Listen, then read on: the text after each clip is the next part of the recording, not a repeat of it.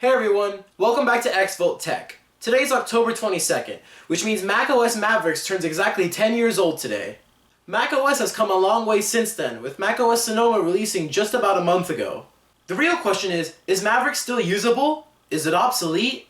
To answer that second question, yes. The last update for Mavericks came out in 2016, which, last I checked, came out 8 years ago.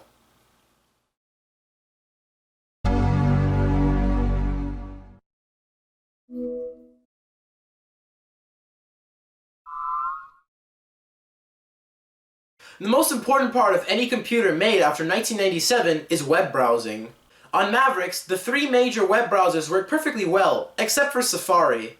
In terms of the three, Firefox is the most up-to-date, with Mavericks supporting up to Firefox 78.15 ESR, which was last updated in October 2021. Chrome comes in second with version 65, which was released in March 2018. And last is Safari, with version 9.1.3, which was released in September 2016. Chrome and Firefox run really well on Mavericks, except for Chrome occasionally throwing up a security warning, but besides that, I'll give it a pass.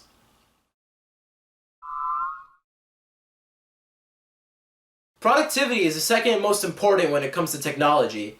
If you're familiar with the Google Suite, then you're in luck, as I actually typed this entire video script in Mavericks. The latest version of Microsoft Office compatible with Mavericks is Office for Mac 2011, as Office 2016 only supports macOS Yosemite 10.10 and higher.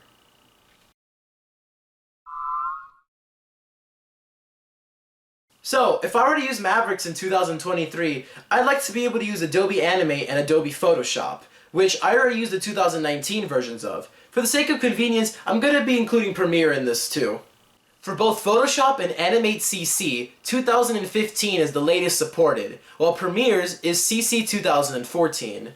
Depending on what version you use, you may be missing a few minor features that are present in the newer ones, and as time goes on, the gap of these newer features will gradually start to expand. However, because most Adobe updates are pretty much the same, you'll still get the main core of features present in older versions in the newer ones, so you won't really be missing out on much.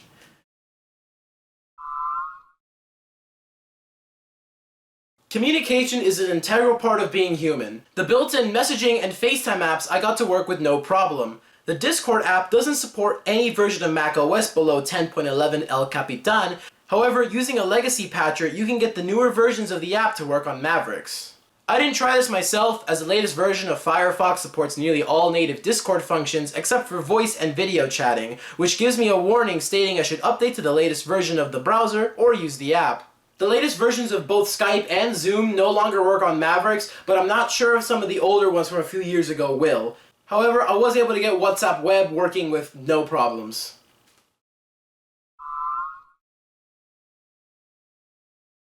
The last version of iTunes that you can install from App Store updates on Mavericks is from 2014, of which I don't remember the version number.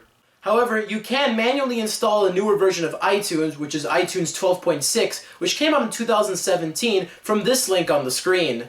I was able to connect my phone to iTunes with no problem, but that's because this was the last iPhone to support this version of iTunes, as the iPhone 7 and later dropped support for iTunes 12.6. On your screen are all the latest models of devices that work with this version of iTunes.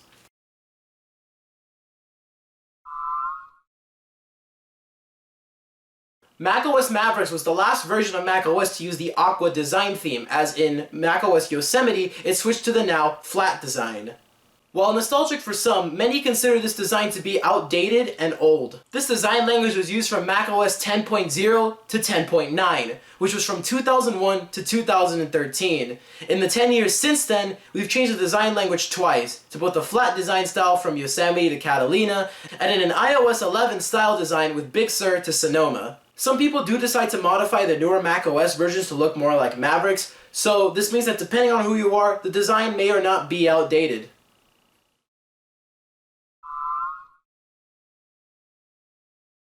Overall, Mavericks is still a very usable operating system 10 years after its initial release, but if you asked most people, they'd tell you to upgrade to the latest version that your Mac can support due to security updates. This video was actually supposed to be a Windows 7 video, as Windows 7 turns 14 years old today, but that's going to be a video for another time. Thanks for watching.